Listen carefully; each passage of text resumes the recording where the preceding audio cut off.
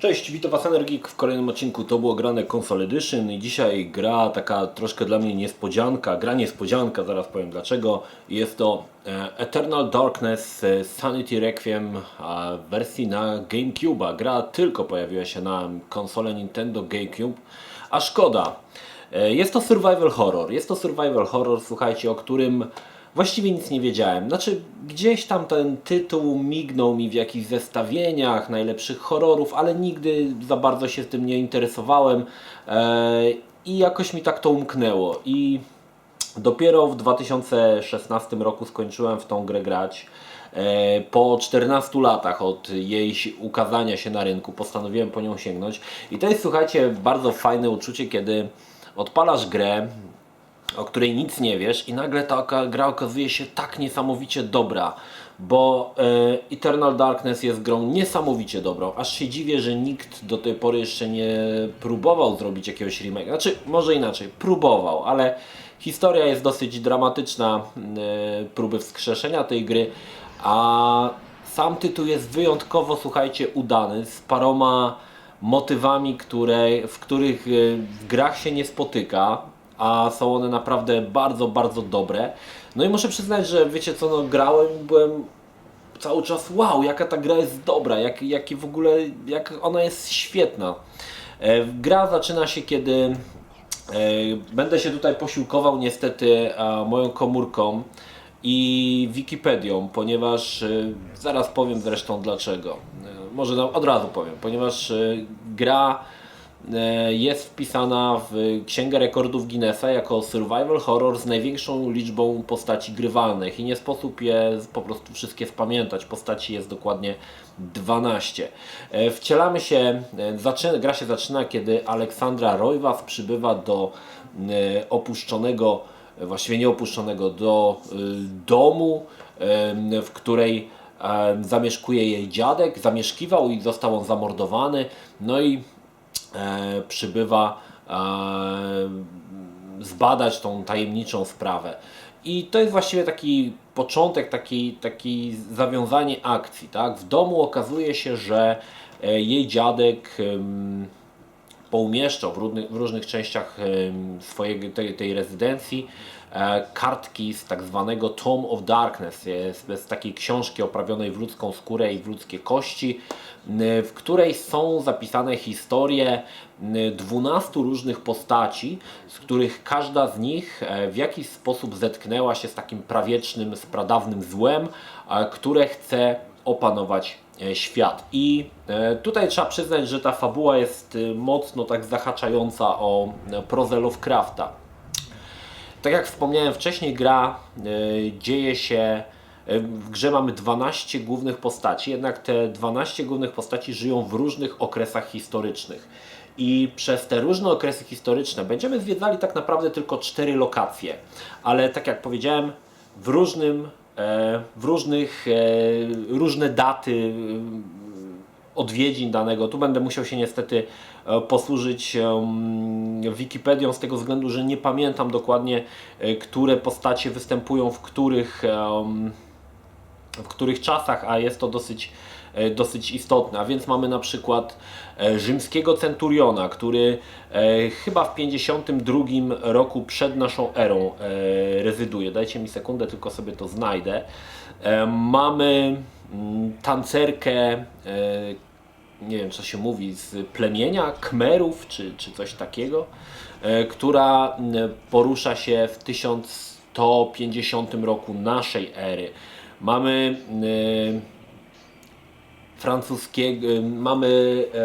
takiego, nie wiem kim on jest, w średniowieczu to się dzieje w każdym razie, gość, który taki posłaniec ze średniowiecza. Mamy perskiego wojownika w 565 roku. Mamy doktora Maksymiliana Roivasa, czyli w pewien sposób potomka głównej bohaterki, i tutaj dzieje się akcja w 1760 roku. Mamy, słuchajcie, mnicha, franciszkańskiego mnicha, i akcja wtedy dzieje się w 1485 roku. Mamy weneckiego architekta, mamy reportera w czasie I wojny światowej, mamy psychologa, mamy kanadyjskiego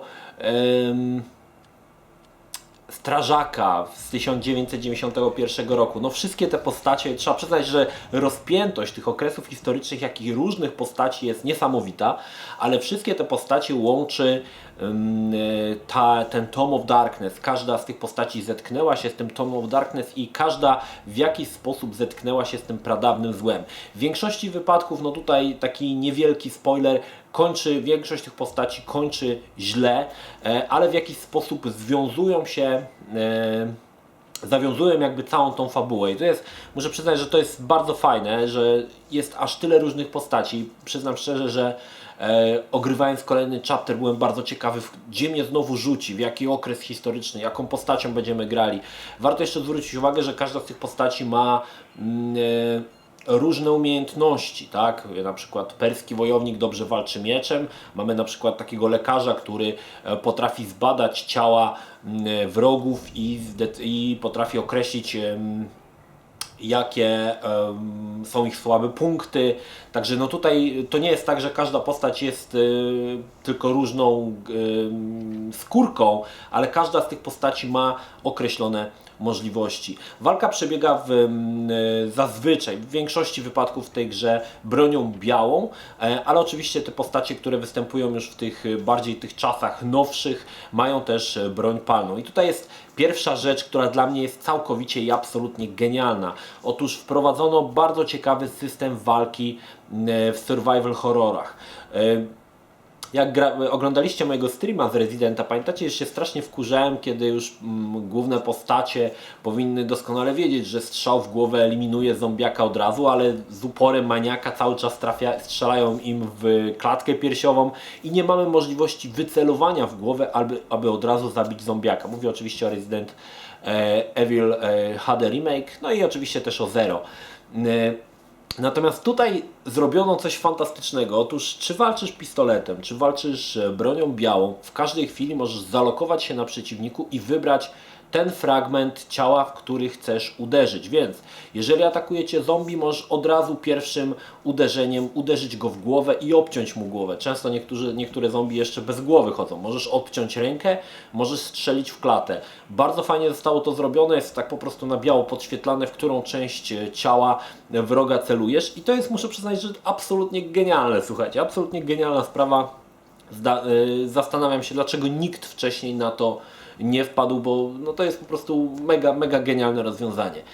Sama gra, tak jak powiedziałem, pomimo że dzieje się w różnych okresach historycznych, dzieje się w 4 różnych miejscówkach i każdą z nich zwiedzimy w innym okresie czasowym i muszę przyznać, że to jest też bardzo fajnie rozwiązane, bo na przykład taką katedrę, którą zwiedzamy jako ten posłaniec w 800 którymś roku, zwiedzamy potem w czasie I wojny światowej, kiedy została ona zamieniona na taki polowy szpital. No naprawdę muszę przyznać, że autorzy tutaj pocisnęli okrutnie to. Sama gra jest całkowicie trójwymiarowa, czyli nie jak Resident Evil, gdzie mieliśmy prerenderowane tła, ale tak jak bardziej jak Silent Hill, czyli wszystko jest w 3D. I tutaj muszę przyznać, że gra jakby w pewien sposób troszkę nawiązuje do Silent Hilla pod kątem rozgrywki. Troszkę jest to zbliżone, aczkolwiek fabuła nie jest może taka skomplikowana jak w Silent Hillach, gdzie mamy jakieś takie, wiecie, momenty do własnego przemyślenia. Tutaj jakby ta fabuła jest bardziej prostolinijna, ale ona jest naprawdę fajna i bardzo wciąga. Parę elementów, które, tak jak wspomniałem jeszcze, które w tej grze, jak na survival horror, są dosyć nowatorskie, to wprowadzenie dosyć rozbudowanego systemu magii.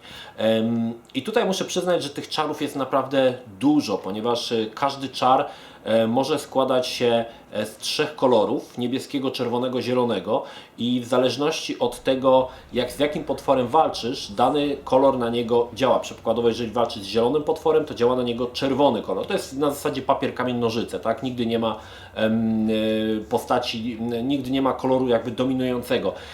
Każdy z tych kolorów określa inną energię naszej postaci. Tak, czerwona to energia życiowa, niebieska to mana, a zielona to poczytalność. I przy tej poczytalności zaraz się zajmiemy, bo to jest kolejny rewelacyjny motyw w grze, gdzie właściwie nigdy się nie spotkałem z czymś takim, ale to zaraz Wam opowiem.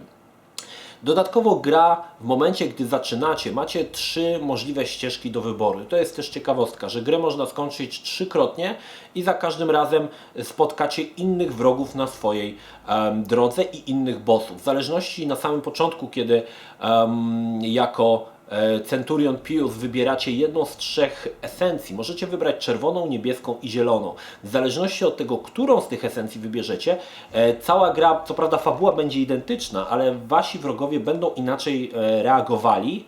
Będą inni wrogowie i będą inni bossowie. I tak, jeżeli wybierzecie esencję czerwoną, to wrogowie na waszej drodze podczas grania będą najbardziej mocarni, będą wymagali najwięcej uderzeń, żeby was zabić, znaczy, żeby je pokonać. Jeżeli wybierzecie energię niebieską, postacie wtedy będą, czy też wrogowie będą wtedy korzystać najczęściej z magii.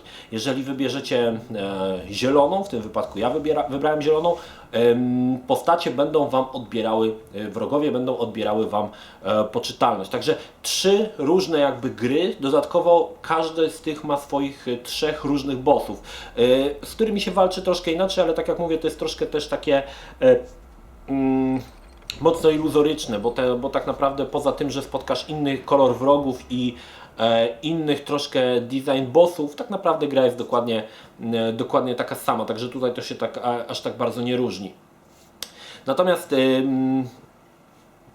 to, co mi się na pewno w tej grze, słuchajcie, jeszcze podobało, to bardzo dobrze poprowadzona historia, ponieważ główną jakby bohaterką jest ta Aleksandra, która chodzi po domu, rozwiązuje zagadki w tym domu, zbiera jakieś przedmioty, używa przedmiotu, czyli podobnie jak troszkę w grach przygodówkowych. Tego nie ma dużo, ale to jest troszkę taki, można powiedzieć, no jak w survival horrorach, może inaczej, nie jak w przygodówkach.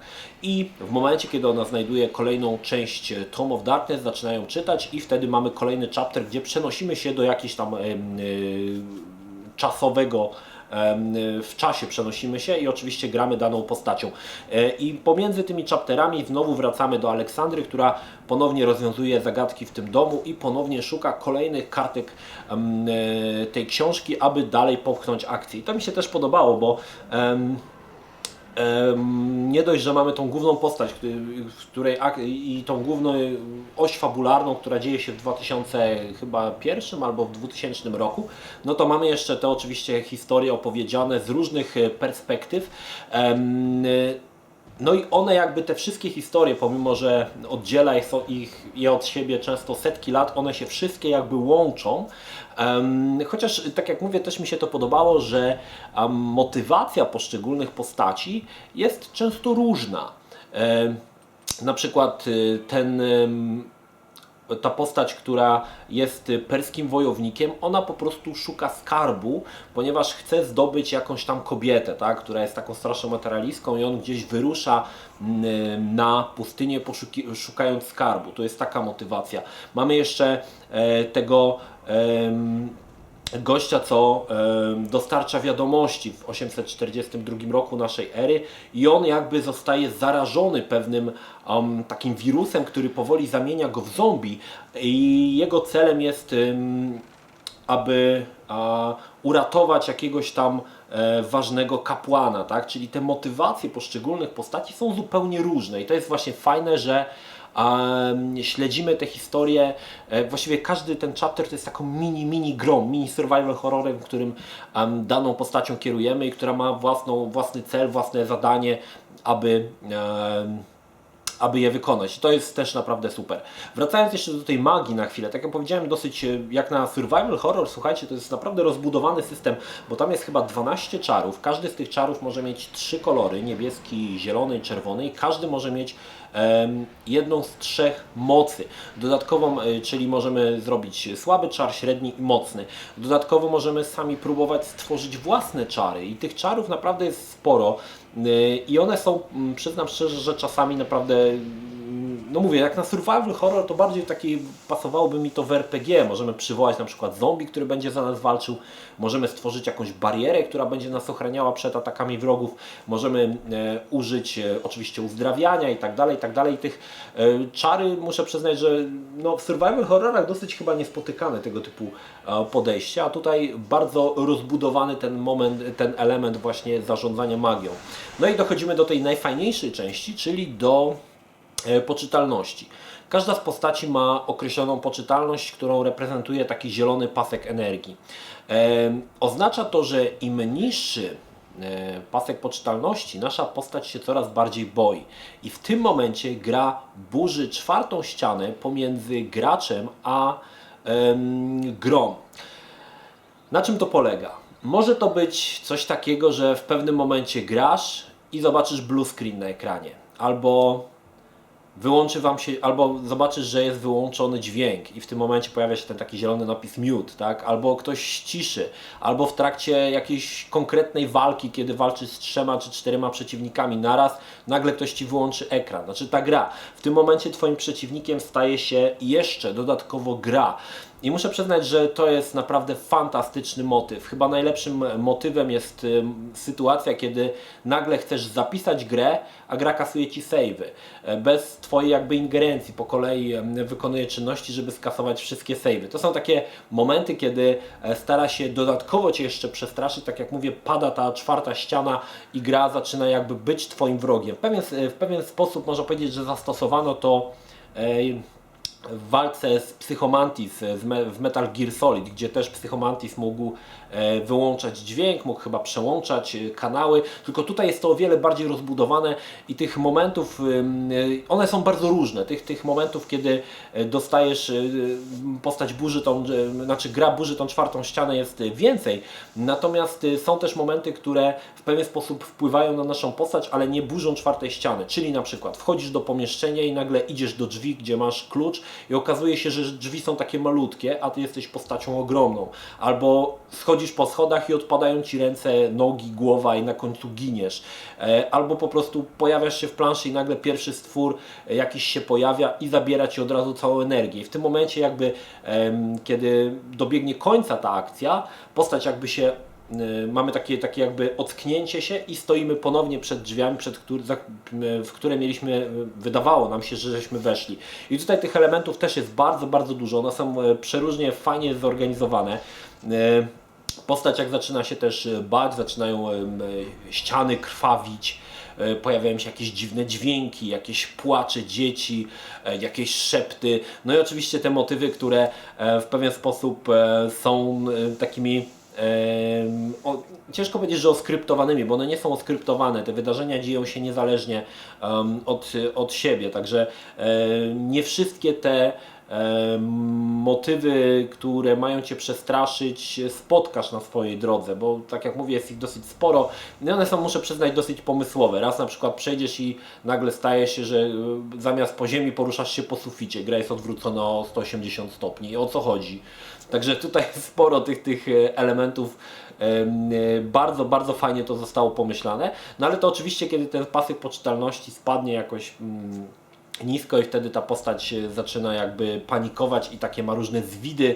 No i to zostało bardzo fajnie, słuchajcie, wplecione w fabułę. Ja muszę przyznać, że ten element jest, naprawdę byłem zachwycony tym, ale na tak rozbudowanym poziomie tylko przypominam sobie, żeby to było w Eternal Darkness. Nie przypominam sobie żadnej innej gry, gdzie tego typu elementy by jeszcze się gdzieś pojawiły. Może i były, kurczę, no nie wiem, ja też we wszystkie gry na świecie nie grałem, ale tutaj jest to bardzo tak bardzo rozbudowany ten motyw. Powiedziałem, że gra ma dosyć taką smutną historię, ponieważ tak jak mówiłem, gra była, zresztą jeżeli zerkniecie jakieś top 10 najlepszych survival horrorów, prawdopodobnie Eternal Darkness będzie w pierwszej trójce albo w pierwszej piątce, bo ta gra jest naprawdę, naprawdę dobra. Niestety bardzo zapomniana. Gdy wyszła, nie odniosła sukcesu komercyjnego, chociaż w recenzjach była bardzo wysoko oceniana. Zresztą możecie sobie zobaczyć na Metacritic, że gra ma bardzo wysokie oceny, ale oczywiście jakby gracze troszkę zignorowali, to tak jak się czasami zdarza, tak, że bardzo dobra gra, gracze ignorują i ona gdzieś przepada w niebyt. Próbowano wskrzesić tą grę, stworzyć remake, czy też takiego duchowego spadkobiercę. Próbowano zebrać pieniądze na Kickstarterze. Niestety to się nie udało. No i cóż, jakoś tak to muszę przyznać, takie są dosyć smutne losy tej gry i koniec końców tytuł nigdy nie wyszedł, ponieważ do momentu, kiedy w pewnym momencie, kiedy nie udało się zebrać na tym Kickstarterze, ta firma chyba, która bo to produkował Silicon Knight, oni chyba zbankrutowali, także no wszystko się nie składało, taki można powiedzieć, że taka taka trochę ta gra obłożona jakąś taką klątwą, że się nie udała, a mimo wszystko tytuł jest niesamowicie dobry i polecam wszystkim, żeby się chociaż zapoznać.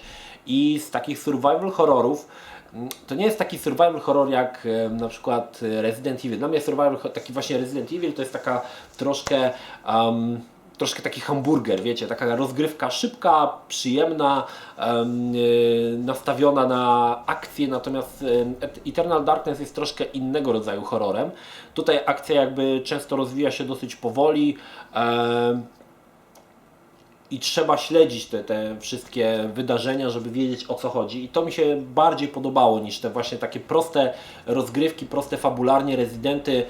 Tak jak powiedziałem, dlatego że na samym początku, że bliżej tutaj tej temu Eternal Darkness jest do Silent Hilla, gdzie te fabuły są powiedzmy bardziej takie głębokie. Oczywiście, tak jak powiedziałem, nie jest tutaj ta fabuła jakoś tak skomplikowana, gdzie mamy miejsce na jakieś swoje domysły i swoje interpretacje. Tak jak powiedziałem, ona jest raczej prostolinijna, ale też chodzi o to, żeby poskładać to do kupy i ogarnąć całą tą fabułę.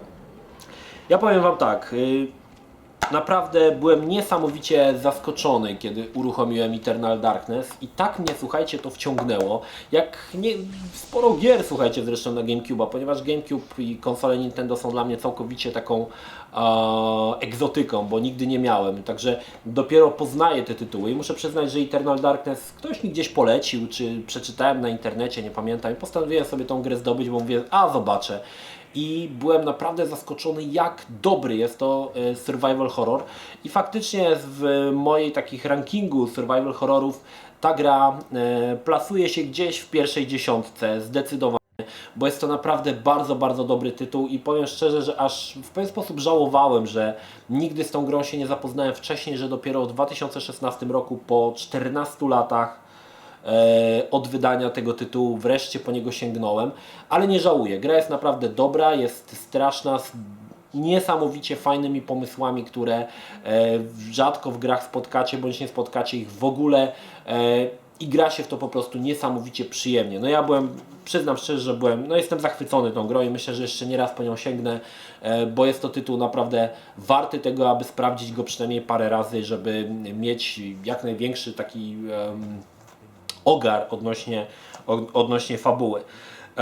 Tak czy tak, słuchajcie, z całego serca polecam. Gra działa też na emulatorze, wszystkie gameplaye nagrywałem na emulatorze, nie ma żadnych problemów, żeby tą grę uruchomić, działa dosyć płynnie, szybko i nie ma problemu, żeby ją skończyć na emulatorku Dolphin, ale oczywiście jeżeli macie GameCube'a, to jak najbardziej Wam polecam. No niesamowity tytuł, jak najbardziej polecam, dzisiaj zapomniany, gdzieś taki zepchnięty w taką czeluść niepamięci i niebytu, ale wyciągam go dla Was, bo warto. Sam nie byłem świadomy, jak dobra i fajna jest ta gra i bardzo to było takie, wiecie, takie uczucie, kiedy naprawdę zasiadasz do gry, która ma 14 lat, no nie spodziewasz się wiele, ale dostajesz takiego kopa w twarz i to jest właśnie to jest Eternal Darkness. Polecam sprawdzić, naprawdę bardzo dobra, bardzo fajna gra, ekskluzyw na Nintendo GameCube i raczej nie sądzę, że wyjdzie kiedykolwiek remake, nie wiem kto teraz prawa trzyma do Eternal Darkness, ale jakoś nikt się nie kwapi, żeby zremakeować ten tytuł, prawdopodobnie też po części dlatego, że w tamtych czasach po prostu słabo się sprzedał. To tyle. Pozdrawiam Was, Energik, trzymajcie się, do następnego. Cześć.